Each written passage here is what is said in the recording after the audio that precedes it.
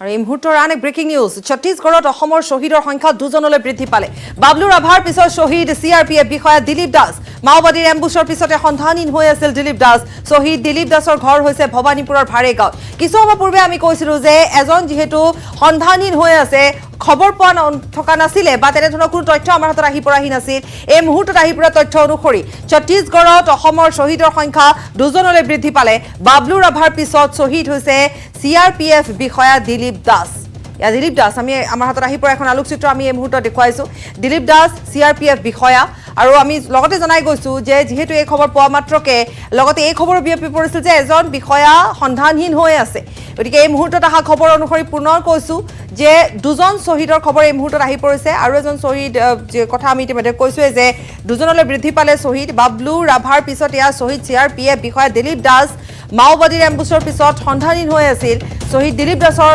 ঘৰ ভবানীপুৰৰ ভাৰেগাঁৱত 210 কোব্ৰা ইউনিটত কৰ্মৰত আছিল দিলীপ দাস 210 কোব্ৰা ইউনিটত কৰ্মৰত আছিল দিলীপ দাস আৰু এই মুহূৰ্তত এই খবৰ হয়তো পৰিয়ালৰ লোকৰ মাজলৈ বিয়পি পৰিছে আৰু এক শোকাকুল পৰিৱেশে বৰ্তমান বিৰাজ কৰিছে আমি কিছু সময় পূৰ্বে দুধনৈ খবৰ জনাইছিলো আৰু আমি এক প্ৰতিবেদনো আগবঢ়াইছিলো যে কেনে ধৰণে শোকাকুল বা শোকস্তব্ধ হৈ পৰিছে পৰিয়ালবৰ্গ বা দুধনৈবাসী ৰাইজ সেই সময়ছোৱাতে আন এগৰাকী শহীদৰ খবৰ আমাৰ হাতলৈ আহি পৰিছে CRPF বিষয়া দিলীপ দাস মাওবাদীৰ এম্বুছৰ পিছত সন্ধানহীন হৈ আছিল দিলীপ দাস শহীদ দিলীপ দাসৰ ঘৰ হৈছে ভবানীপুৰৰ ভাৰেগাঁৱত 210 কোব্ৰা ইউনিটত কৰ্মৰত আছিল দিলীপ দাস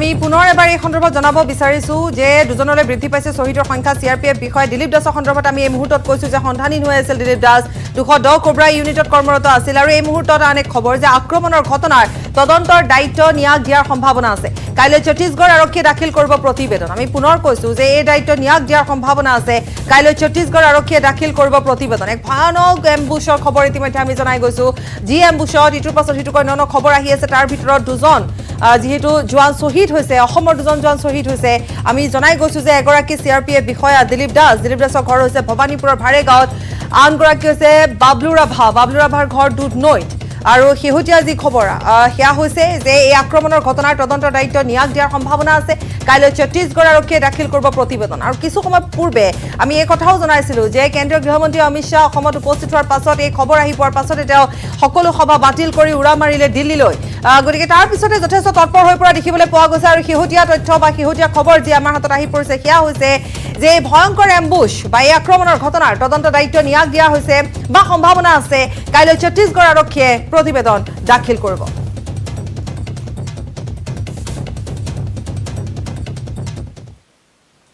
আৰু আগবঢ়াইছো দুজনকৈ অসমৰ বীৰ সন্তানৰ প্ৰাণ লোৱা মাওবাদীৰ আক্ৰমণৰ ভয়াৱহতাৰ ঘটনাস্থলীৰ দৃশ্য ছত্তীশগড় হাস্পতালৰ পৰা নিউজ 18 সাংবাদিক মুকেশ চন্দ্ৰৰ প্ৰতিবেদন बीजापुर में हुए एनकाउंटर की कुछ एक्सक्लूसिव तस्वीरें हम आपको इस वक्त दिखाते हैं इस वक्त जिला चिकित्सालय में ये जो भीड़ देख रहे हैं दरअसल ये वो जवान हैं जो इस एनकाउंटर में बुरी तरह से फंसे हुए थे उस एनकाउंटर में क्या कुछ हुआ किस तरह से माओवादियों ने हमला किया जवाबी कार्रवाई पुलिस की तरफ से पुलिस के जवानों की तरफ से किस तरह से हुई ये हम आपको बताने समझाने की कोशिश करते हैं उन्हीं जवानों के माध्यम से जो जवान इस एनकाउंटर में शामिल रहे सर किस तरह से ये पूरा मामला हुआ ये पूरा वाक़या हुआ सर एक्चुअली हम कल रात को ही निकले थे ड्यूटी के लिए तो हमको भी पता चल रहा था उस एरिया में गतिविधि चल रहा था नक्सलियों का लेकिन अचानक हमारे ऊपर घात लगाया वो लोग एम्बुश चारों तरफ से और जवाबी कार्रवाई हमने भी अच्छा किया और उनमें से उनका भी काफ़ी कैजुअल्टी हुआ वो डेड बॉडी उसमें से हम कुछ रिकवरी कर पाए लेकिन अपना भी थोड़ा कैजुअल्टी होने के बाद इसलिए पूरा को हम उसको रिकवरी कर नहीं पाए उनकी कितनी कैजुअल्टी हुई होगी माओवादियों की कितनी बड़ी कैजुअल्टी होगी उनकी 10 से ज़्यादा है कितने देर तक एनकाउंटर चला होगा 5 घंटा तक 5 घंटे तक कितने समय से कितने समय तक 10 से लेकर आपका 3 बजे तक चलते रहा ओके, बहुत लंबा एनकाउंटर था। कभी इतने लंबे समय तक आप एनकाउंटर में फंसे रहे? इससे पहले मैं इधर ही था, लेकिन इतना लंबे समय तो कभी फंसा नहीं था। तो ये बड़ा एनकाउंटर रहा। बहुत बड़ा एनकाउंटर है। कितने जवानों ने अपनी शहादत दी होगी इस मामले में? अभी इतना भी पुष्टि नहीं कर पाया कितना हुआ, लेकिन अपना अच्छा, कौन कौन सी टीम आई थी? एसडीएफ, डीआरजी, इसके अलावा जो है कोबरा, सीआरपीएफ की बात कही जा रही है, इसके अलावा कोई और टीम रही है? और कितने जवानों की संख्या रही होगी? और एक कोबरा और एसटीएफ और डीआरजी था। तो ये एक जवान जो थे, जो इस एनकाउंटर में शामिल रहे, वो घायल हुए हैं, जख्मी हुए हैं। आप देख सकते हैं उनका इलाज जो है बीजापुर जिला चिकित्सालय में चल रहा है। इसके अलावा हमारे साथ बहुत से जवान हैं जिनसे हम घटना की जो वस्तु स्थिति है वो समझने की कोशिश करते हैं। सर, किस तरह का एनकाउंटर रहा? क्या ब्लास्ट हुई और क्या कितने देर तक पूरा एनकाउंटर चलता रहा? हम लोग 9 बजे वहाँ पैंट से वापस आ रहे थे सर। कहाँ से वापस आ रहे थे? वही वहाँ पैंट में पहुँच के जी ईट करके उधर से आप से आ रहे थे। जी उसी समय एक इस बाएं साइड टाइप पहाड़, एक बाएं साइड टाइप पहाड़, पहाड़ को बीचों बीच आ रहे थे। जी। वहीं पे इनकाउंटर हुआ है सर। नक्सलियों की संख्या कितनी रही होगी? कम से कम 600-700 से अधिक था सर। 600-700 नक्सली रहे। जी, आप लोगों की संख्या कितनी रही? 400 थी। 400 आप थे। अच्छा, सुकमा से भी आए थे जवान? सुकमा वाले नहीं पहुँच पाए थे सर इधर। अच्छा, सुकमा वाले नहीं पहुंच पाए थे, सुकमा से जवान नहीं पहुंच पाए थे। जी, ओके। आप कैसे जख्मी हुए? बुलेट इंजरी थी या फिर ब्लास्ट? नहीं, ईवीजीआर लगाए सर, फिर बुलेट लगाए, बाद में आते समय बुलेट लगाए सर। यूबीजेल ब्लास्ट में आप फंसे हैं? जी, और यूबीजेल में कहाँ पे? यूबीजेल जो ब्लास्ट हुआ है, यूबीजेल का जो सेल लॉन्च किया गया था, माओवादियों की तरफ से लॉन्च किया गया था? माओवादी लॉन्च किया सर। यूबीजेल का जो सेल लॉन्च किया गया था, उसमें आप यहाँ पे जख्मी हुए या फिर यहाँ पे? नहीं सर, यहाँ पे।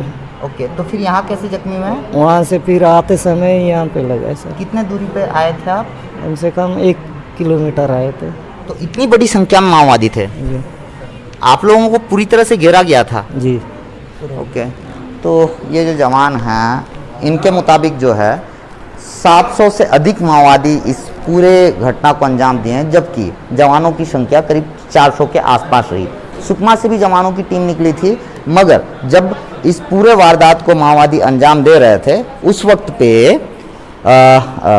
सुकमा के जो जवान रहे हैं, सुकमा से जो डिप्लॉयमेंट रही है, वो नहीं पहुंच पाए थे। हमारे साथ कुछ और जवान हैं। सर, आपको कहाँ चोट लगी सर? पैर में। आप दीपक? नहीं, ये एस आई आनंद। एसआई अनंत। कुर्सी सर, सर आप एसटीएफ में हैं, डीआरजी में से? डीआरजी। डीआरजी में। सर, किस तरह से पूरी वारदात हुई है सर? प्लीज़, हम सारी चीज़ें जानना चाहते हैं सर। उसमें ये हुआ था, जैसा एक दिन का ऑफ लॉन्च हुआ था, हमारा जो एसपी सर जो हमारे लिए मतलब यहाँ से भेजे थे, तो भेजने से क्या है, हम लोग सर्चिंग करते हुए वहाँ पे गए थे अपना जोन्नागुड़ा में और टेकुटगुड़ा में जी। और वहाँ से जैसा ऑफ तो हमारा सही हुआ था और वापसी में मतलब ये हुआ है घटना। जी सर। तो जोन्नागुड़ा और टेकुलगुड़म के बीच में ही हुआ है सर एनकाउंटर? सर, माओवादियों की संख्या क्या रही होगी सर? था 350-400 के आसपास। सर, किस तरह के हथियार उन्होंने इस्तेमाल किया होगा सर? जो हमारे पास है, जो वेपन्स वही वाला है उनके पास। अत्याधुनिक? हाँ हाँ, तो LMG 47, LMG 47 जैसे हथियार उन्होंने इस्तेमाल किया है सर? हाँ, SLR इंसास और OBGL वगैरह। আমি কিছু দৃশ্যাংশ আমাৰ হাতত আহি পৰিছে, যেটো সুকমাত যদি এই ঘটনা সংঘটিত হৈছে, সেই সন্দৰ্ভত আমি কৈ গৈছোঁ যে কেনেধৰণৰ এটা ভয়ংকৰ এম্বুছ ষ্টাৰ্ট হৈছিল। কি হৈছিল যে তেওঁলোক যি তেওঁলোকৰ এক কাৰ্যসূচী, তাৰ পৰা তেওঁলোক যিহেতু উভতি আহিছিল আৰু উভতনি বাটত তেওঁলোকৰ মাথো 300 মানহে যোৱা নাছিল, কিন্তু ইফালে মাওবাদীৰ সংখ্যা অধিক আছিল। অৰ্থাৎ এজন জোৱানে ইতিমধ্যে কৈছে সংবাদ মাধ্যমৰ আগত যে 600ৰ পৰা 700 জন জোৱান আছিল আৰু তেওঁলোকক যেতিয়া আক্ৰমণ কৰিছিল, সেই সময়ছোৱাত তেওঁলোকৰ হাতত যি অস্ত্ৰ আছিল, সেয়া এই জোৱানসকলৰ হাততো সেই অস্ত্ৰই আছিল অৰ্থাৎ মাওবাদীৰ হাতত যিখিনি অস্ত্ৰ আছিল একে অস্ত্ৰই জোৱানৰ হাততো আছিল কিন্তু যেহেতু এটা ভয়ংকৰ এম্বুছৰ কথা আমি ইতিমধ্যে কৈছোৱে অতি নৃশংসভাৱে আক্ৰমণ চলোৱা হ'ল আৰু ইতিমধ্যে আমি কৈছো যে বহু কেইজন জোৱান চিকিৎসাধীন অৱস্থাত আছে আমি তেওঁলোকৰ ভাষ্য ইতিমধ্যে সংগ্ৰহ কৰিছো আৰু তেওঁলোকে সেই সময়ছোৱাত এই কথাই উল্লেখ কৰিছে যে কেনেকুৱা ধৰণৰ এটা ভয়ংকৰ পৰিৱেশৰ সৃষ্টি হৈছিল কিন্তু তথাপিতো তেওঁলোকে যিহেতু যুদ্ধ কৰিছিল নকৰা নহয় তেওঁলোকে পিছ হুহুকা নাই তেওঁলোকে যুদ্ধ কৰিছিল আৰু তাৰ মাজতে শ্বহীদৰ মাজতে দুজনকৈ অসমৰ জোৱান শ্বহীদ হৈছে আমি ইতিমধ্যে কৈছোৱে যে দিলীপ দাস যেহেতু ঘৰ ভৱানীপুৰৰ ভাৰেগাঁৱত দিলীপ দাস সন্ধানহীন হৈ আছিল আৰু শেহতীয়া খবৰ আমাৰ হাতত আহি পৰা অনুসৰি দিলীপ দাস শ্বহীদ হৈছে অৰ্থাৎ মৃত্যু হৈছে আৰু আনহাতে আমি জনাই গৈছো যে বাবলু ৰাভাৰ নচৱাৰী ইতিমধ্যে বৰঝাৰ বিমানবন্দৰৰ অভিমুখে লৈ অনা হৈছে আৰু কাইলৈ দুধনৈলৈ লৈ যোৱা হ'ব অৰ্থাৎ বাবলু ৰাভা এগৰাকী যুৱক তেওঁ অতি কম বয়সীয়া যুৱক আৰু অতি এটা শোকৰ খবৰ এটা অতি শোকস্তব্ধ কৰি পেলাই এটা খবৰ ৰাজ্যবাসীৰ বাবে যে সেই বাবলু ৰাভা আৰু নাই তেওঁ বিহুত ঘৰলৈ অহাৰ কথা আছিল কিন্তু সেয়া নহ'ল তেওঁৰ নশ্বৰ দেহে উভতি আহিল আনহাতে CRPF বিষয়াগৰাকী আমি আৰু এখন আলোকচিত্ৰ আপোনালোকক দেখুৱাইছো দিলীপ দাসৰো মৃত্যু হ'ল শ্বহীদ দুজনৰ খবৰ আমি ইতিমধ্যে দিছো আৰু লগতে এম্বুছৰ খবৰ আমি জনাই গৈছো কেনেকুৱা ধৰণৰ এটা ভয়ংকৰ এম্বুছ হ'ল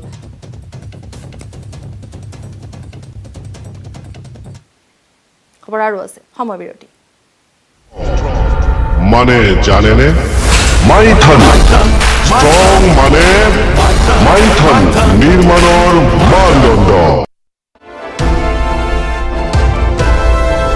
ধুবুৰীত বৃদ্ধি পাইছে কোভিড সংক্ৰমণ ধুবুৰী ফুলবাৰী দলং নিৰ্মাণৰ ঠিকা লাভ কৰা L&T কোম্পানীৰ এজন কৰ্মচাৰী দেহত ধৰা পৰিছে কোভিড পজিটিভ বেংগালুৰুৰ পৰা ধুবুৰীলৈ আহিছিল কৰ্মচাৰীজন সম্প্ৰতি হোম কোৱাৰেণ্টাইনত ৰখা হৈছে কৰ্মচাৰীজনক 3 দিন পূৰ্বে অসমত প্ৰৱেশ কৰিছিল কৰ্মচাৰীজন প্ৰথমে ৰেপিড টেষ্ট কৰাত নিগেটিভ দেখা দিছিল যদিও NT-PCR টেষ্টত পজিটিভ ধৰা পৰে নিৰ্বাচনলৈ এদিন থকা অৱস্থাত কোভিড সংক্ৰমণৰ ঘটনা এতিয়া ধুবুৰীবাসী ৰাইজক আতংকিত কৰি তুলিছে পুনৰ কৈছো যে কেনে ধৰণে এতিয়া বৃদ্ধি পাইছে কোভিড সংক্ৰমণ আমি দেশৰ কথা নকলোৱে বা ৰাজ্যটো এতিয়া দেখিবলৈ পোৱা গৈছে বৃদ্ধি পাইছে কিন্তু তাৰ পিছতো আসলতে দেখিবলৈ পোৱা গৈছে যে সেই সাৱধানতা সেই সজাগতা হোৱা নাই আৰু এই মুহূৰ্তত যি খবৰ আমাৰ হাতত আহি পৰিছে যে ধুবুৰীত কোভিড সংক্ৰমণ বৃদ্ধি পাইছে ধুবুৰী ফুলবাৰী দলং নিৰ্মাণৰ ঠিকা লাভ কৰা L&T কোম্পানীৰ এজন কৰ্মচাৰী দেহত কোভিড পজিটিভ ধৰা পৰিছে আৰু বেংগালুৰুৰ পৰা ধুবুৰীলৈ এই লোকজন আহিছিল সম্প্ৰতি হোম কোৱাৰেণ্টাইনত আছে আৰু 3 দিন পূৰ্বে অসমত প্ৰৱেশ কৰিছিল ৰেপিড টেষ্টত নিগেটিভ আহিল NT-PCRত পজিটিভ আহিল বৰ্তমান হোম কোৱাৰেণ্টাইনত আছে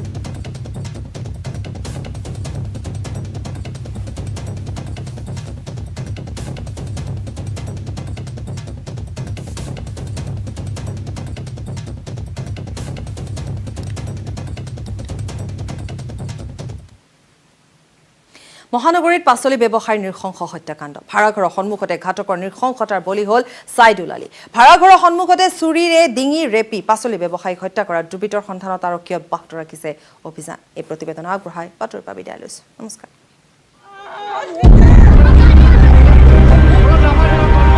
মহানগৰীৰ 6 মাইলত চাঞ্চল্যকৰ হত্যাকাণ্ড নিশা ডিঙি ৰেপি এজনক নৃশংসভাৱে হত্যা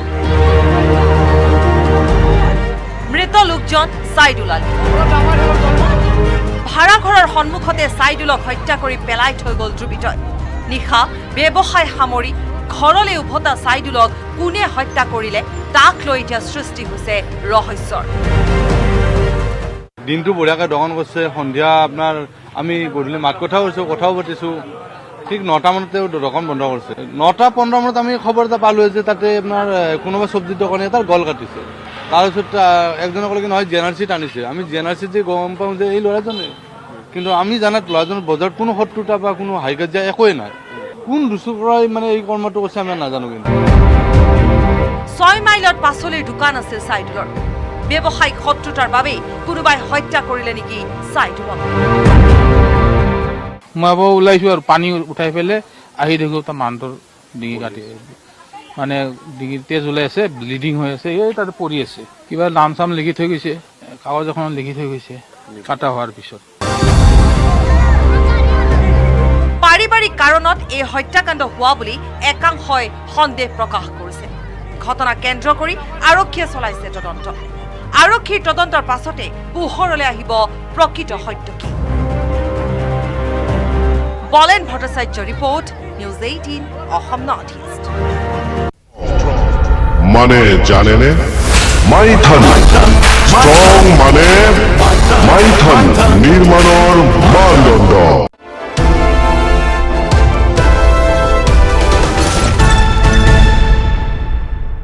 বাতৰি আগবঢ়াইছে